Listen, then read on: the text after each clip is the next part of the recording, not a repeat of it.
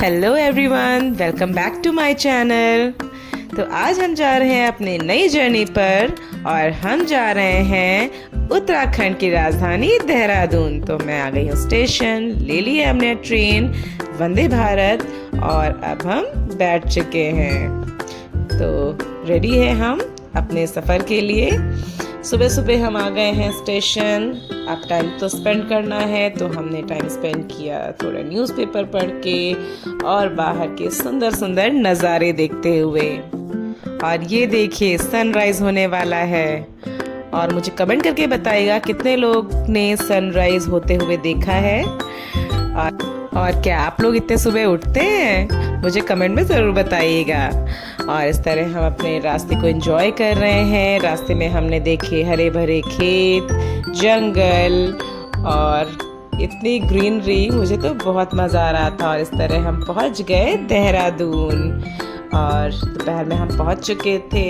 हमें लगी थी ज़ोरों की भूख, तो सबसे पहले हमने किया अपना लंच को एंजॉय किया और फिर हमने कुछ नूडल्स भी खाए।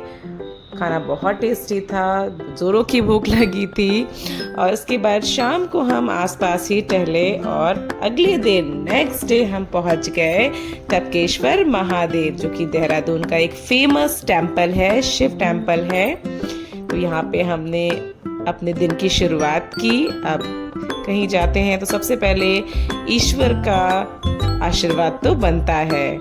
यहाँ पे काफ़ी सीढ़ियाँ थी, इन सीढ़ियों को उतर कर हमें नीचे जाना है और नीचे है मेन टेम्पल। तो चलिए चलते हैं। ये इतनी सारी सीढ़ियाँ हम चढ़ते हुए उतरते हुए नीचे आ रहे हैं। और आप साइड में देखिए कुछ मंकीज भी हैं, डॉगीज भी बैठे हुए हैं। साइड में कुछ छोटे छोटे मंदिर भी हैं, तो इनके भी दर्शन कर लेते हैं हम। और ये यहाँ पे मेरे सामने है मेन टेम्पल। इसका ये द्वार बना हुआ है, इस पे लिखा हुआ है टपकेश्वर महादेव। तो चलिए चलती हूँ मैं इसके अंदर। और ये है बाहर से नज़ारा। यहाँ पे कई मंदिर हैं, सभी देवी देवताओं के मंदिर आपको मिल जाएंगे। आप दूसरी साइड देख रहे हैं, बड़ी सी हनुमान जी की प्रतिमा भी लगी है। हम उस साइड भी जाएंगे, लेकिन पहले हम दर्शन करते हैं टपकेश्वर महादेव जी के। तो ये गेट है, यहाँ से हमने एंट्री की है। मेरे पीछे से आप देख रहे हैं सीढ़ियाँ, यहाँ से मैं उतर के आई हूँ। और अब हम जा रहे हैं एंट्री करने मेन टेम्पल में। तो ये था कुछ बाहर का एरिया। इस मंदिर की खासियत है कि यहाँ पे शिवलिंग पर लगातार पानी की बूंदें गिरती रहती हैं और इसीलिए इसे कहते हैं टपकेश्वर महादेव। और ये हमने यहाँ पे दर्शन किए, जल चढ़ाया और अंदर कई शिवलिंग हैं। इन सब के दर्शन करके हम बाहर आ गए।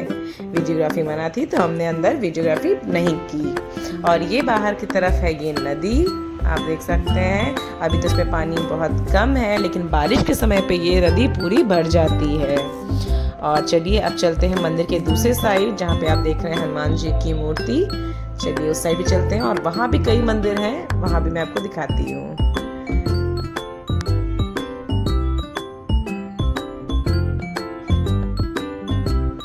काफ़ी सीढ़ियाँ हैं, यहाँ से चढ़ के आप नीचे भी जा सकते हैं और ऊपर मंदिर में भी। ये नदी जिसको मैं दिखा रही थी नीचे से, अब मैं ऊपर आ गई हूँ। यहाँ पे ये कृष्ण जी का गोवर्धन लीला बनी हुई थी। आगे चलते हैं, यहाँ पे एक वैष्णो देवी मंदिर भी है। तो इसमें गुफा जैसा कुछ बनाया गया है, इसमें होकर हम वैष्णो देवी की दर्शन करते हैं। साथ में और भी मंदिर है, आपको दिखाती हूँ आगे चलकर। ये हम दूसरे साइड पे आ चुके हैं, आप देख सकते हैं। और यहाँ पे एक और मंदिर है, यहाँ भी कई देवी देवताओं की प्रतिमाएं हैं, यहाँ भी हमने दर्शन किए। और अब मैं दिखाती हूँ ये बड़े से विशालकाय हनुमान जी की प्रतिमा। अब मैं साइड आ गई हूँ और अब इसके दर्शन करके हम यहाँ से अगले डेस्टिनेशन पे चलते हैं। ये है पूरा नज़ारा चारों तरफ से मंदिर का। काफ़ी शांति है और बहुत ही प्राचीन शिव मंदिर है। यहाँ आए तो इसके दर्शन ज़रूर करें। बहुत ही अच्छी फीलिंग आ रही थी। मंदिर बहुत ही भव्य है और ये मंदिर सबसे पुराने शिवलिंगों में से एक मंदिर है।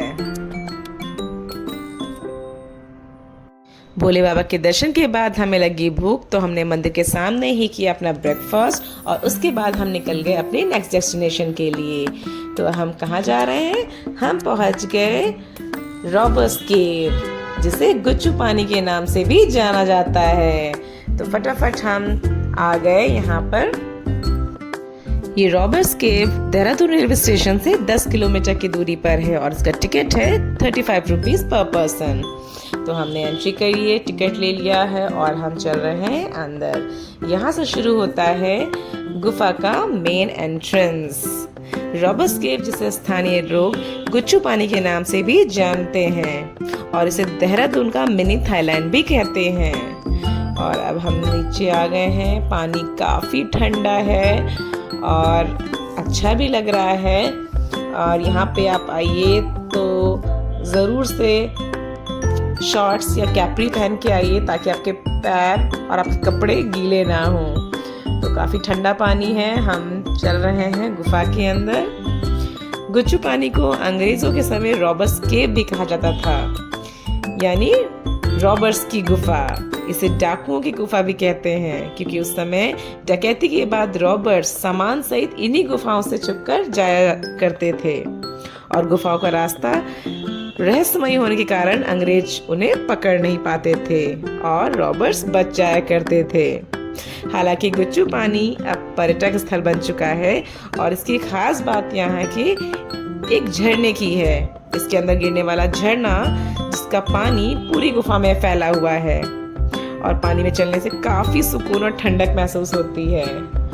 और एक और सजेशन ये है मेरा कि अगर आप यहाँ आते हैं तो आप फ्लोटर पहन के आए, शूज़ पहन के ना आए। और अगर शूज़ पहन के आते हैं तो आप यहाँ पे रेंटेड स्लीपर भी ले सकते हैं, जिसका रेंट सिर्फ 20 रुपीज़ है। तो ये थी कुछ जानकारी और ये है हमारी गुफा, जो कि काफ़ी अमेजिंग लग रही है। पानी काफ़ी ठंडा है, ठंडी ठंडी हवाएं चल रही हैं और ये नेचुरल केव है। आप देख रहे हैं कितनी अच्छी लग रही है। ऊपर से हमें हरियाली दिख रही है, पेड़ दिख रहे हैं और यहाँ पे पक्षियों की आवाज़ें भी आ रही हैं। काफ़ी अमेजिंग है। और इस टाइम जब हम गए थे तो बिल्कुल भी भीड़ नहीं थी। हम लोग बिल्कुल अनजान गुफा में जा रहे थे। मज़ा आ रहा था, इंटरेस्टिंग लग रहा था। और आप देख रहे पीछे कितना कम स्पेस लग रहा है और ऊपर से पत्थर भी गिरा हुआ है, जो कि मैं आपको दिखाऊंगी कैसे टिका हुआ है दो पहाड़ियों के बीच में। नेचुरल केव है बिल्कुल।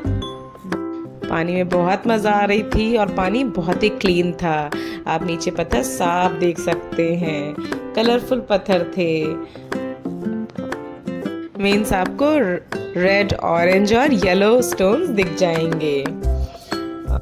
हम काफ़ी आगे आ गए थे और यहाँ पे हमारी जो केव थी ब्लॉक हो गई थी क्योंकि कोई पत्थर ऊपर से गिर चुका था। और इसके बाद से रास्ता था कुछ ऊपर चढ़ने का। ऊपर पहाड़ियों के ऊपर से जाकर हमें एक कैंटीन भी मिलेगी, लेकिन ये पहाड़ काफ़ी अनइवन थे, जैसा कि आप देख रहे हैं। बीच में कुछ पत्थर गिरे हुए हैं, कुछ हटे हुए हैं और मेरी फ्लोटर काफ़ी स्लिप कर रही थी, तो मैं आगे नहीं चढ़ी। हम यहीं से वापस आ गए। तो इस तरह हम सिर्फ यहीं तक गए। अब मैंने सोचा कि मैं ज़्यादा रिस्क नहीं लेती हूँ कि हमें अभी और भी चीज़ें एक्सप्लोर करनी है, तो हम वापस आ गए। और मज़ा तो खैर बहुत आ रहा था, एडवेंचरस ट्रिप थी, लेकिन फिर हमने अपना डिसीजन चेंज कर लिया। खैर ये रास्ता तो हमने बहुत इन्जॉय किया। देख रहे हैं ना पानी कितना साफ है और बहुत ही मज़ा आ रहा था। चैनल पे नए हैं तो please like and subscribe our channel for more interesting video. और ये देखिए पत्थर कैसे टिका हुआ है दो पहाड़ों के बीच में। और हम लोग बातें करते करते इस प्लेस को एंजॉय कर रहे थे। और यहाँ पे मैं आपको दिखाऊंगी कि यहाँ पे पानी कैसे नेचुरली पहाड़ों के बीच से गिर रहा है। देखिए पीछे कैसे दिख रहे हैं पहाड़।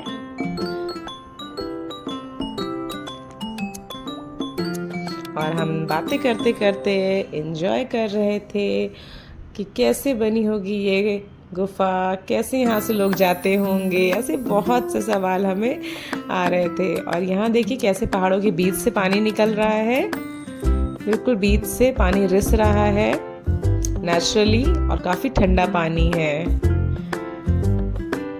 ये देखिए यहाँ से कैसे पानी गिर रहा है। यहाँ कोई झरना नहीं है, ये पहाड़ों के बीच से नेचुरली पानी आ रहा है और ये कहीं ऊपर से नहीं, बीच से निकल रहा है। हम आगे बढ़ रहे हैं, मज़ा आ रहा है, पानी खेलने का मन कर रहा है, हमारे अंदर का बच्चा बाहर आ रहा है। और जैसे मैंने बताया कितनी ऊंची और बड़ी गुफा है, आप देख सकते हैं। और मैं ढूंढ रही हूँ कोई मुझे सुंदर सा पत्थर मिल जाए, तो मैं इसको भी देख रही हूँ। ये देखिए कैसे रास्ते हैं, लग रहा है ना सच में गुफा के अंदर जा रही हूँ।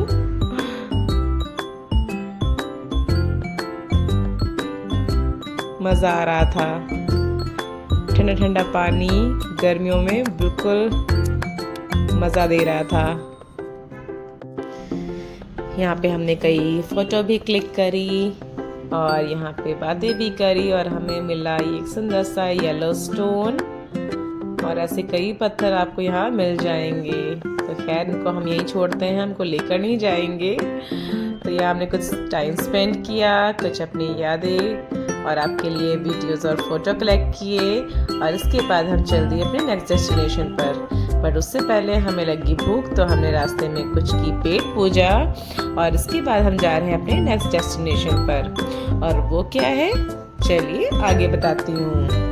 फूड तो टेस्टी था, और अब हम पहुँच गए नेक्स्ट डेस्टिनेशन पर, और वो है सहस्त्रधारा।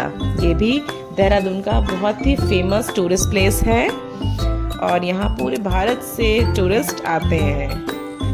ये प्लेस फेमस है अपने नेचुरल सल्फर स्प्रिंग के लिए। यहाँ पे स्नान करना काफ़ी शुभ माना जाता है। ये पीछे से गिर रही है सहस्त्रधारा, और ये वाटर जाता है आगे। ये सल्फर स्प्रिंग का पानी जो है काफ़ी औषधीय गुण से युक्त है, जो कि muscles pain, bad blood circulation, pimples, त्वचा के रोग, इवन अर्थराइटिस जैसी बीमारियों से पीड़ित व्यक्ति के लिए भी काफ़ी असरदार है। और ये है मेन स्प्रिंग, जहाँ पे इसका पानी इकट्ठा है और यहाँ पे कई लोग स्नान करते हैं। ये पानी बहुत ही अच्छा है, स्किन प्रॉब्लम्स को दूर करने वाला, इसलिए बहुत से लोग यहाँ आते हैं और यहाँ पे स्नान करते हैं। यहाँ लोग दूर दूर से इस मेडिसिनल वाटर की तलाश में पहुँचते हैं। इस सल्फर स्प्रिंग के ऊपर ही यहाँ पे बना था एक वाटर पार्क, तो अगर आप ये भी एंजॉय करना चाहते हैं तो यहाँ भी आप आ सकते हैं। हालांकि हम इस अम्यूज़मेंट पार्क में नहीं गए थे। और इसके बाद हम चल दिए अपने नेक्स्ट डेस्टिनेशन पर, जो कि है FRI, forest research institute. FRI का इतिहास देश की स्वतंत्रता से भी पुराना है। ब्रिटिश पीरियड में इसकी शुरुआत 1878 में इंपीरियल फॉरेस्ट स्कूल के रूप में हुई थी, और उसके बाद 1906 में इसे FRI के नाम से रीएस्टैब्लिश किया गया। ये काफ़ी बड़े क्षेत्र में फैला हुआ है और काफ़ी इम्प्रेसिव इंस्टीट्यूट है। काफ़ी अच्छा और खूबसूरत बिल्डिंग है। यहाँ फॉरेस्ट रिसर्च से लेकर agriculture research, land restoration, nursery development, plant disease, pest control, climate change, plant cloning आदि क्षेत्रों में यहाँ के वैज्ञानिक बखूबी काम कर रहे हैं। और यहाँ की एक और विशेषता है, वो ये यहाँ के अद्भुत संग्रहालय। हालांकि यहाँ पे एंट्री नहीं थी पर्यटकों की, लेकिन यहाँ पे ये भी है।